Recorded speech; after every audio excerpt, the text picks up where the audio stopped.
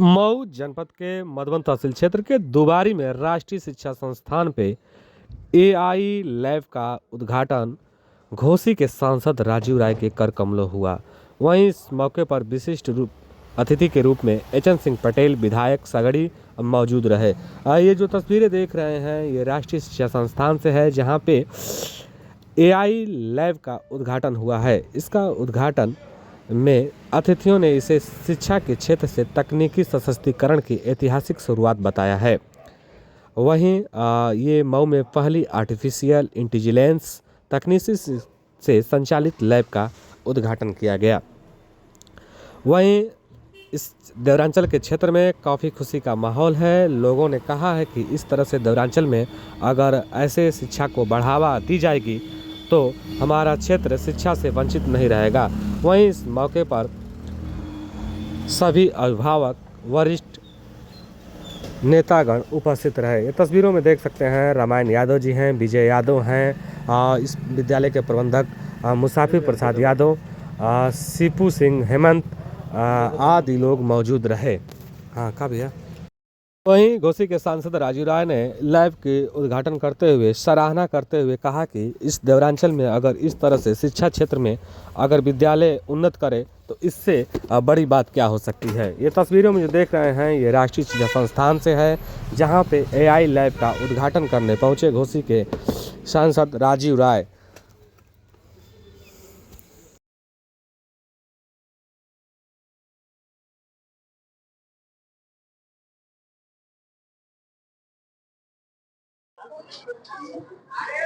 शुरू करिए जी। सांसद जी, किस तरह का प्रोग्राम रहा? देखिए, हम लोग शिक्षा के मंदिर में हैं और हमारे साथ जिले के सबसे सीनियर मोस्ट शिक्षाविद कहिए, राजनीतिज्ञ कहिए, समाज सेवी कहिए, आदरणीय मुसाफिर यादव जी हैं और तीसरी पीढ़ी के भाई हेमंत हैं, डॉक्टर साहब हैं। सबसे अच्छी शिक्षा वही होती है जो भविष्य के लिए पौध को तैयार करे, भविष्य को देखकर ज्ञान दे। मैं इस बात के लिए बहुत गौरवान्वित महसूस कर रहा हूं कि हेमंत के सहयोग से इस विद्यालय में यहाँ का सबसे पहला, जिसको आप अभी अखबारों में पढ़ते थे, टेलीविजन पर सुनते थे, भाषणों में सुनते थे, आर्टिफिशियल इंटेलिजेंस का लैब खुला है, जिसका इनॉग्रेशन मैंने किया। और मुझे उम्मीद है कि जो यहाँ से शुरुआत हुई है बहुत सारे लोगों को प्रोत्साहित भी करेगी, भविष्य के लिए यहाँ से छात्रों को सिर्फ न तैयार करेगी बल्कि जो मैंने अभी मऊ में कार्यक्रम करवाया है सब हम लोग जोड़ के भविष्य के लिए यहाँ मऊ की अर्थव्यवस्था, शिक्षा और जो राजनीतिक, सामाजिक, शैक्षणिक परिवेश है उसमें कैसे सुधार हो, उस सब पे यहाँ से आज एक बीज पड़ा है।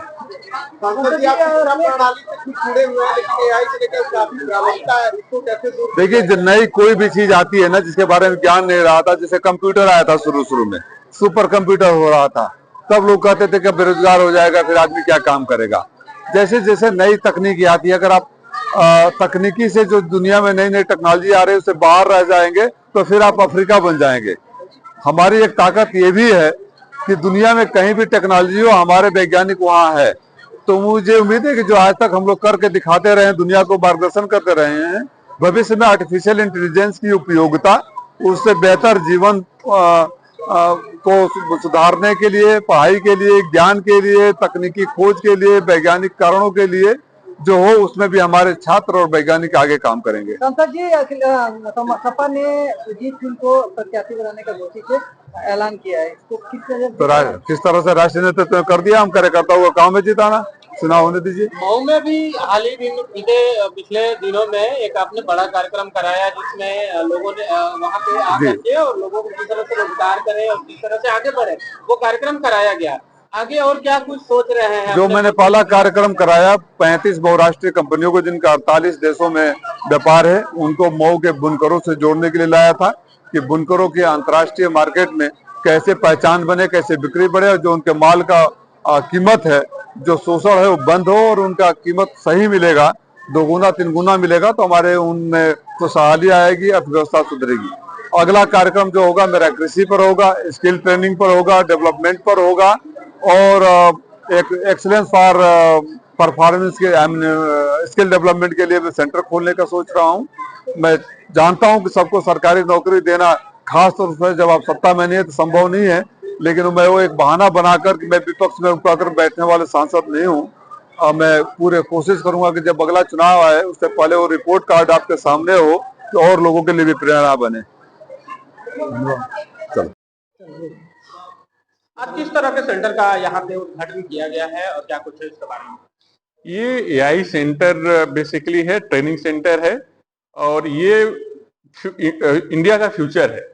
देखिए आज पूरा वर्ल्ड एआई के बारे में बात कर रहा है, और हमारा गांव आई थिंक कंप्यूटर में ही, नेटवर्क में काफी पीछे है। ये आर्टिफिशियल इंटेलिजेंस जो क्लास है उनके नॉलेज को काफी बूस्ट करेगा और हमारे गांव के लोगों को आगे ले जाएगा, जो सबकी समस्याओं को सॉल्व करने में काफी मदद देगा। गांव में किन तरह की समस्याओं का सॉल्व करने में मदद एआई करेगा? क्योंकि गांव के लोग ढंग से मोबाइल चलाना भी नहीं जानते। आज के परिवेश में बहुत ऐसे लोग हैं जो नहीं जानते। इसमें किस तरीके से काम इस प्रोग्राम को ऐसे डिजाइन किया गया है कि जिसको कंप्यूटर नहीं आता है वो भी बेसिक ट्रेनिंग के साथ एआई को यूज करना सीखेगा। वो अगर नाई है तो या वो खेती किसानी करता है या वो कोई बिजनेस करता है, उस एआई को यूज करके उसको अपनी प्रॉब्लम स्टेटमेंट बता करके, अपनी समस्याएं बता करके उसका सोल्यूशन उससे पूछ सकता है और उस सोल्यूशन को अपने बिजनेस में यूज करके अपने बिजनेस को आगे बढ़ा सकता है। विद्यालय में ये सेटअप किया गया है। ये प्रदेश का ऐसा पहला विद्यालय है जहाँ पे इतने हाई क्लास का एआई लैब सेटअप हुआ है।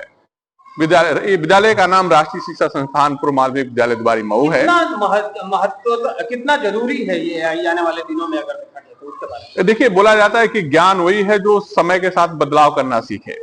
तो एआई करंट मार्केट की सबसे डिमांडिंग टेक्नोलॉजी है, सबसे ज्यादा मांग में है, और सारे देश इस पे कब्जा करने के होड़ में है जो ये टेक्नोलॉजी है।